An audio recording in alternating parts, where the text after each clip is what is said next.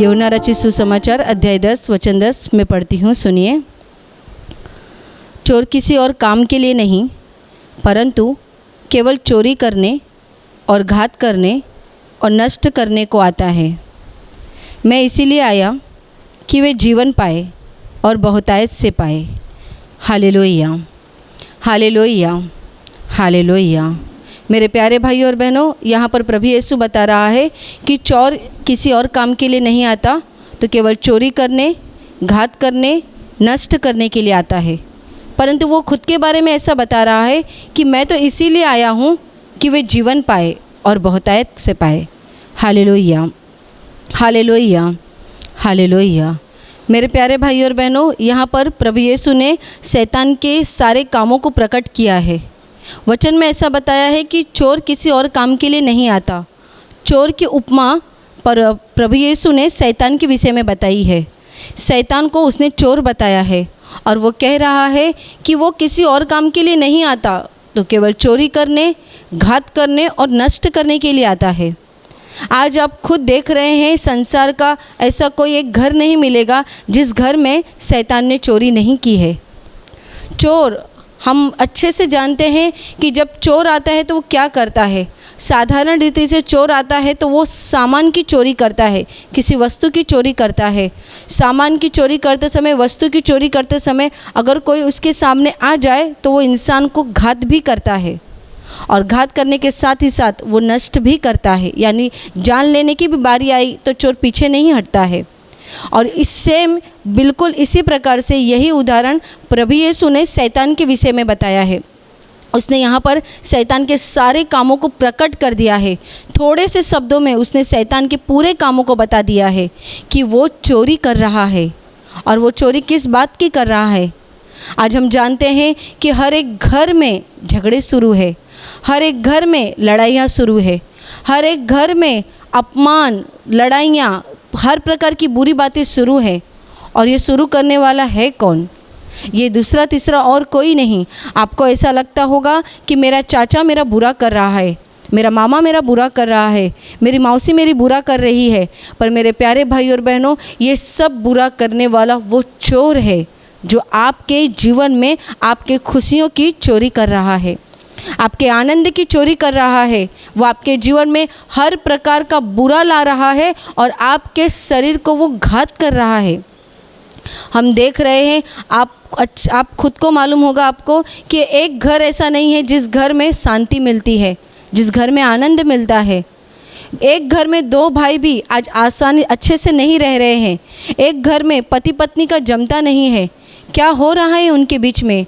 उनके बीच में शैतान ने उनकी चोरी की है और वो चोरी सोने या चांदी की नहीं की है।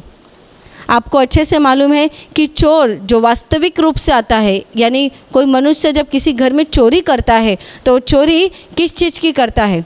सोना, चांदी, बहुमूल्य वस्तु या फिर और पैसों की चोरी या कोई अच्छी चीज़ों की चोरी करता है। और चोरी करने के बाद वो सामने वाले व्यक्ति को घात भी करता है। पर यहाँ पर प्रभु यीशु ने शैतान को चोर बताया है और शैतान भी पूरी तरह से वैसे ही चोरी करता है जैसे कि एक चोर करता है। वो भी इंसान के जीवन में चोरी करता है और वो चोरी सबसे पहले उनके आपस का प्रेम वो चुरा लेता है। हम अच्छे से देखते हैं कि आज दो बहनें एक घर में अच्छे से नहीं रह रही है। आज पति पत्नी अच्छे से नहीं रह रहे हैं। आज एक घर में एक उनका अकेले का कुटुंब, एक अकेले का परिवार एक साथ नहीं रह रहा है। पहले हमको मालूम है अच्छे से कि एक घर में पिताजी रहते थे, उनके भाई यानी चाचा चाची, उनका परिवार, फिर दादा दादी, ऐसा करके एक बड़ा परिवार रहता था। उनके बीच में आनंद रहता था, उनके बीच में शांति रहती थी। वो एक साथ हंसते थे, एक साथ खाना खाने बैठते थे, एक साथ वो कहीं घूमने के लिए जाते थे। पर आज की हालत ऐसी हो गई है, आज की परिस्थिति ऐसी हो गई है कि आज हमें एक साथ इतना बड़ा परिवार कहीं भी आसानी से देखने नहीं मिलता। आज हर घर में पति पत्नी अकेले रह रहे हैं। माँ बाप को भी उनको सहन करना बर्दाश्त नहीं हो रहा है। माँ बाप भी उनको साथ में नहीं चाहिए। भाई बहन केवल 2 जन हैं तो भी उनके बीच में शैतान चोरी कर रहा है। सबसे पहले वो सबसे पहले वो उनके अंदर का प्यार चुरा रहा है। दूसरी उनकी शांति चुरा रहा है, उनका सच्चा आनंद चुरा रहा है। आज सब प्रकार का सुख और सुविधा दुनिया में उपलब्ध हो गया है। लोग कह रहे हैं कि दुनिया आगे बढ़ रही है, तरक्की हो रही है। आज हम देख रहे हैं लोगों के हाथ में मोबाइल आ गए हैं, और सादा मोबाइल नहीं, स्मार्टफोन आ गए हैं। लोग लैपटॉप के ज़माने में जीवन जी रहे हैं, लोग कंप्यूटर से जीवन जी रहे हैं। घर बैठे एक मोबाइल से आप सब कुछ काम कर सक रहे हैं। इतनी ज़्यादा टेक्नोलॉजी दुनिया में आ गई है, इतनी ज़्यादा बढ़ोतरी इस दुनिया में आ गई है, पर आज भी इंसान बीमारी में पड़ा हुआ है, आज भी इंसान दुख में पड़ा हुआ है। उनकी बीमारी कुछ कम नहीं हो रही है। पहले के ज़माने में मोबाइल नहीं था, लैपटॉप नहीं था, बड़ी बड़ी गाड़ियाँ नहीं थी, पर पहले के ज़माने में बहुत शांति मिलती थी। लोगों के जीवन में बीमारियाँ थी, पर उतनी बीमारियाँ नहीं थी। आज हम घर घर में सुन रहे हैं डायबिटीज़ हो गया है। आप ज़रा सोचिए, 15 साल पहले या 20 साल पहले ये डायबिटीज़ हमें मालूम था क्या? डायबिटीज़ शब्द भी हमें मालूम नहीं था कि डायबिटीज़ होता क्या है। पर आज घर घर में लोगों को मालूम पड़ रहा है कि बड़ी बड़ी बीमारियां उनके अंदर आ गई है। डायबिटीज़, ब्लड प्रेशर, संधिवात और भी बहुत सारी बीमारियां, जैसे कि कैंसर की बीमारियां, दमा, टीबी, ये सारी बीमारियां आज के समय में हमें बहुत आसानी से सुनने मिल रही है। और केवल सुनने नहीं मिल रही है, आज घर घर में ये बीमारियां पाई जा रही है। आप ज़रा शांत होकर सोचिए, आपके जीवन में इसमें से कोई चीज़ें हैं क्या? क्या आपके जीवन में पूरी शांति है? क्या आपके जीवन में पूरा आनंद है? क्या आपके जीवन में पूरे प्रकार की सुख है? बहुत लोग पैसों से भरे रहते हैं, उनके घर में बहुत सारी चीज़ें रहती है, पर उनके जीवन में आनंद नहीं रहता। पति पत्नी का आपस में ही पटता नहीं है, तो दूसरे रिश्तों के बारे में हम क्यों बातें करें? केवल पति पत्नी का आज कितने बड़े पैमाने में तलाक हो रहा है। लोग एक दूसरे का सह नहीं रहे हैं। बच्चे बड़े हो रहे हैं और उनको माँ बाप बर्दाश्त नहीं हो रहे हैं। बेटे बड़े हो रहे हैं और उनको माँ बाप बर्दाश्त नहीं हो रहे हैं। आज दुनिया की परिस्थिति जा कहाँ रही है? कौन से रास्ते पे जा रही है? एक ही रास्ते पे जा रही है, और वो रास्ता है नरक का रास्ता। शैतान उन सब की चोरी कर रहा है। Hallelujah, hallelujah, hallelujah. मेरे प्यारे भाई और बहनों, आज शैतान सबके जीवन में काम कर रहा है, और वो काम इसी प्रकार से कर रहा है। लोग बीमार पड़ रहे हैं। आज इंसान को एक मोबाइल कम पड़ रहा है। कितने लोग 3-3, 4-4 मोबाइल इस्तेमाल कर रहे हैं, पर क्या वो बीमारी से बच पा रहे हैं? आज बीमारी आसानी से फैल रही है। पहले छोटी उम्र छोटे छोटे बच्चों को बीमारी क्या है वो पता भी नहीं था, पर आज आसानी से छोटे छोटे बच्चों को भी कैंसर हो रहा है, डायबिटीज़ हो रहा है। कुछ महीना पहले एक पति पत्नी आए थे और उन्होंने उसके छोटे बच्चे को लाया था। वो 2 या 3 महीने का था। उसे डॉक्टर ने डायबिटीज़ बताया था। 2 से 3 महीने के बच्चे को डायबिटीज़, ये सुनने में भी बहुत आश्चर्य लगता है, क्योंकि पहले के समय में बच्चों को बीमारी ये कुछ मालूम ही नहीं थी। ज़्यादा से ज़्यादा सर्दी खांसी मालूम थी, ज़्यादा से ज़्यादा बुखार मालूम था। पर आज जो बड़ी बड़ी बीमारियां कभी सुनने में भी नहीं आई थी, वो बड़ी बड़ी बीमारियां आज घर घर में काम कर रही है। घर घर में शैतान ने उनको घात करना शुरू किया है। घात यानी उनके शरीर का घात, उनके शरीर को नाश करने का, शरीर को मारने की शुरुआत की है। मेरे प्यारे भाई और बहनों, सावधान हो जाइए। परमेश्वर पर विश्वास कीजिए, प्रभु यीशु पर विश्वास कीजिए। आज भी समय है, समय निकला नहीं है। ये कृपा का समय चल रहा है, ये दया का समय चल रहा है। इस दया के समय को पहचान लीजिए। आज बहुत जवान भाई बहन कह रहे हैं, क्या भगवान भगवान कर रहे हो? है कहाँ पे भगवान? भगवान नहीं है, क्योंकि वो आँखों से नहीं दिखाई दे रहा है। आज आँखों से इंसान को क्या दिखाई दे रहा है? उनके हाथों का बड़ा मोबाइल दिखाई दे रहा है। उनके पास स्मार्टफोन है और वो उसी में मस्त हो गए हैं। उनको लग रहा है यही दुनिया है, इसी में हमारा जीवन है। आज आँखों से हमें लैपटॉप दिखाई दे रहा है, आँखों से बड़ी कार दिखाई दे रही है, आँखों से बड़ा शॉपिंग मॉल दिखाई दे रहा है, आँखों से सिनेमा थिएटर दिखाई दे रहा है, पर आँखों से परमेश्वर नहीं दिखाई दे रहा है। इसीलिए आज के ज़्यादातर जवान भाई बहनों को हम शंका भी नहीं कह सकते, उनको पूरा विश्वास हो गया है कि परमेश्वर नाम की चीज़ इस दुनिया में है ही नहीं। और केवल हम उनके बारे में क्यों कहें, आज के जो बूढ़े माता पिता हो गए हैं उनका भी विश्वास कम होते जा रहा है। पहले के लोग कितने धार्मिक होते थे, वो हर बात में परमेश्वर का नाम लिया करते थे, हर बात में भगवान का नाम पहले लिया करते थे। कुछ भी हो जाए वो पहले भगवान के चरणों के पास जाते थे, परमेश्वर के चरणों के पास जाते थे। पर आज इंसान को थोड़ा सा बुखार भी हो जाता है, वो सीधा डॉक्टर के पास भागता है। 2 दिन भी वो बुखार नहीं सहन कर पाता है, 2 दिन भी वो खांसी सहन नहीं कर पा रहा है। क्यों नहीं कर पा रहा है? मन के अंदर डर है, सर्दी बुखार या खांसी हो गई तो कहीं मुझे कोरोना तो नहीं हो गया, कहीं मुझे कोई बड़ी बीमारी तो नहीं हो गई। और उसकी वजह से कुछ एक साधारण सी खांसी भी आती है तो मन में शंका आ जाती है, किस बात की, कहीं मुझे बीमारी तो नहीं हो गई। और उसको बीमारी की शंका आए ना आए, उसके घर वालों की आंखें उसके ऊपर पहले लग जाती है, इसे कहीं कोरोना तो नहीं हो गया है, इसे कहीं कोई बड़ी बीमारी तो नहीं हो गई है। क्या हो गया है इंसान को? आज इंसान का दुश्मन बन गया है, क्योंकि शैतान ने उनके जीवन की चोरी की है। आज शैतान इंसान को घात कर रहा है और नष्ट कर रहा है, नष्ट उसकी आत्मा का नाश कर रहा है, उनके शरीर का नाश कर रहा है। मेरे प्यारे भाई और बहनों, यीशु मसीह ने कहा है चोर और किसी काम के लिए नहीं आता, उसका दूसरा कोई काम ही नहीं है, केवल चोरी करने के लिए आता है, घात करने के लिए आता है और नाश करने के लिए आता है। परंतु यीशु मसीह कहता है मैं तो इसीलिए आ गया कि वे जीवन पाए और बहुतायत से पाए। Hallelujah, hallelujah, hallelujah, hallelujah.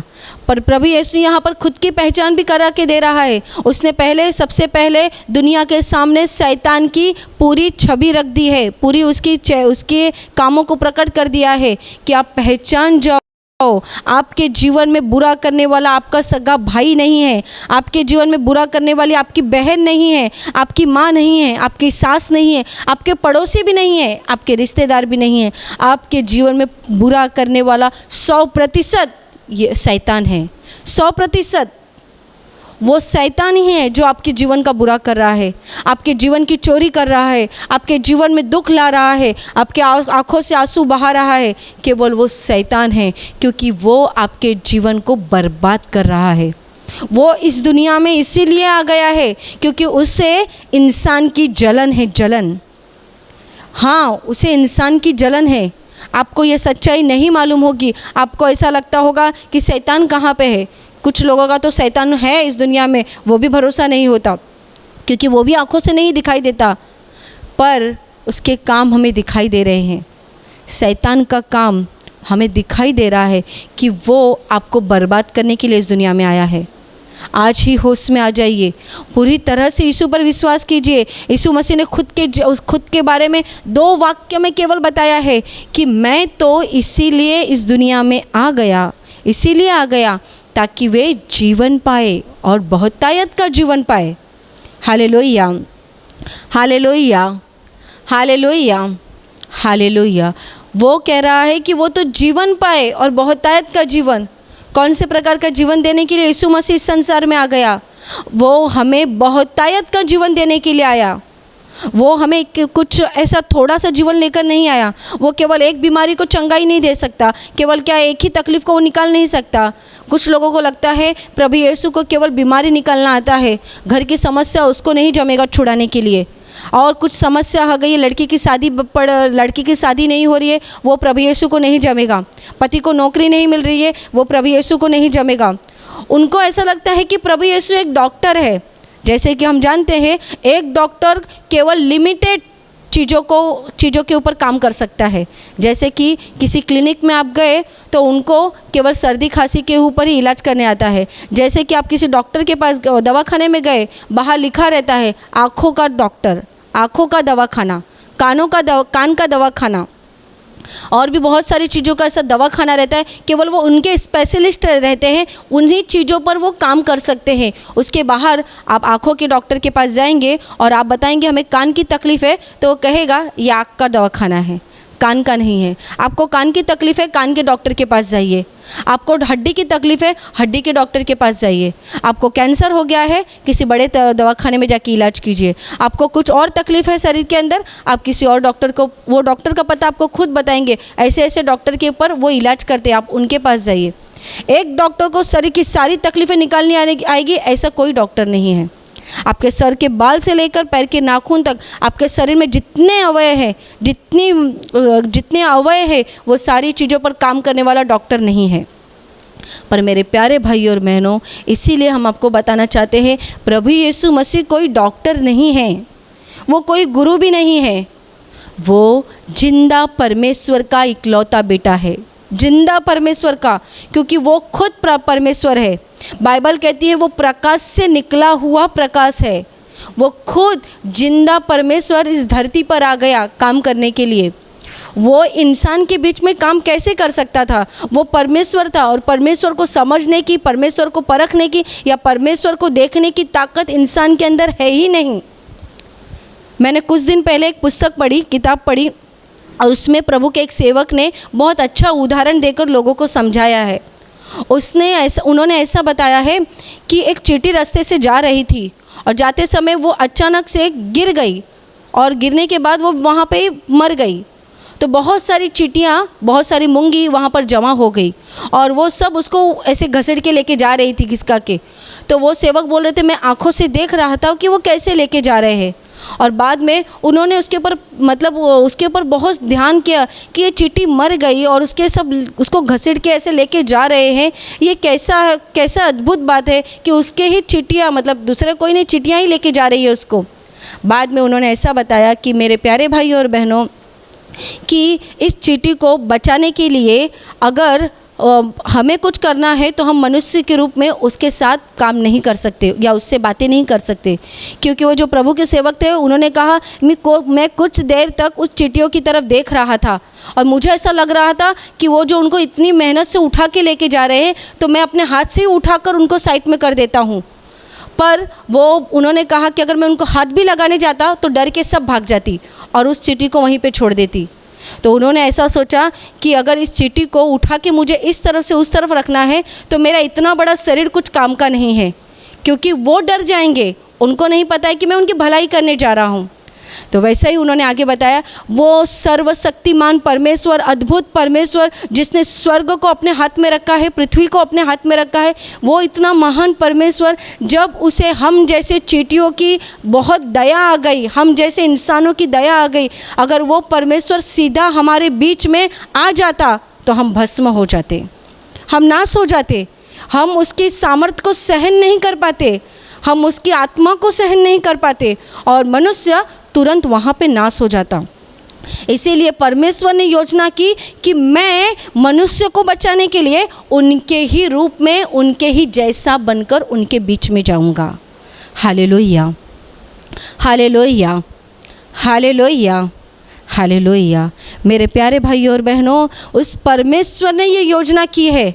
सोचिए जरा, आप अगर विश्वासी हैं, अगर आपको मालूम है परमेश्वर का एक थोड़ा सा सामर्थ अगर हमारे अंदर उतरता है तो हमारा शरीर पूरी तरह से बेकाबू हो जाता है, हम अपने होश खो बैठते हैं, शरीर हाथों से छूट जाता है, और फिर कितने लोग सामर्थ्य से, उनके अंदर सामर्थ्य काम करने लगता है और वो अपने शरीर का देह भान भूल जाते हैं।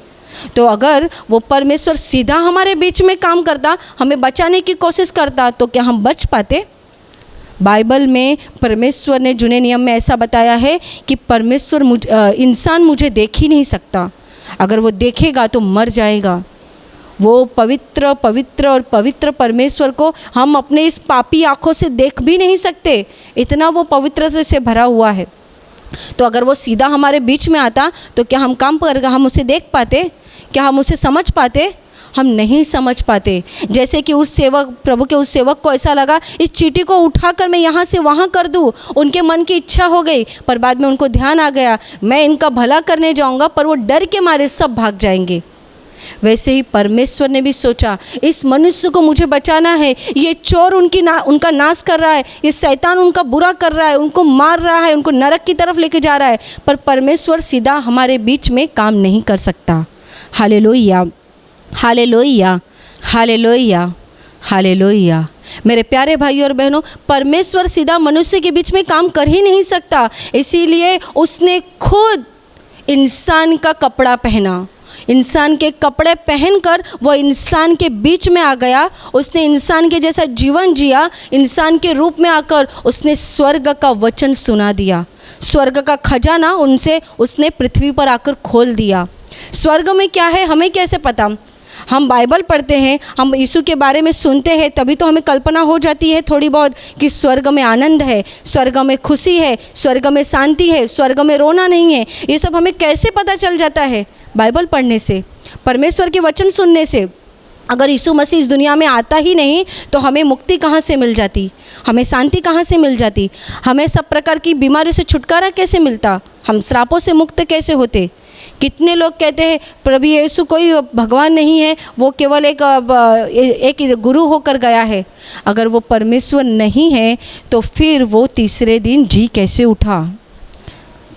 पूरी दुनिया में एक ही ने दावा किया है कि वो तीसरे दिन जी उठा है, और वो केवल जी नहीं उठा, उसने हमारे लिए स्वर्ग के आशीषों को स्वर्ग से खींचकर पृथ्वी पर लाके रखा है।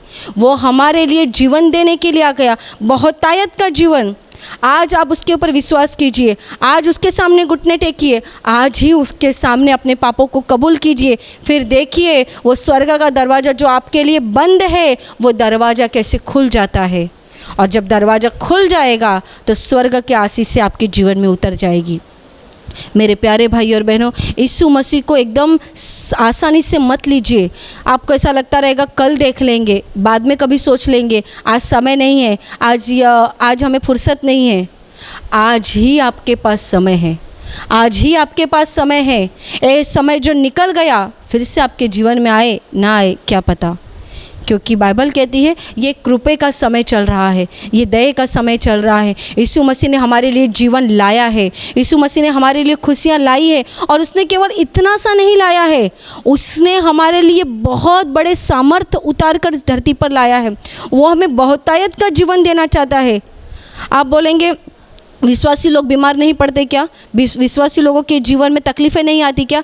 ज़रूर आती है, वो भी बीमार पड़ते हैं, वो भी तकलीफ़ें आती हैं, हमारे जीवन में भी दुख आते हैं, हम भी बीमार पड़ते हैं। पर मेरे प्यारे भाई और बहनों, वो प्रभु यीशु मसीह ठीक समय पर हमें खड़ा कर देता है, हमें चंगा करता है।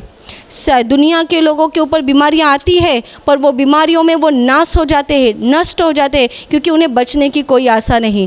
पर हमने जो प्रभु यीशु पर विश्वास किया है, उस विश्वास से हमें जीवन मिल गया है, और वो भी बहुतायत का जीवन।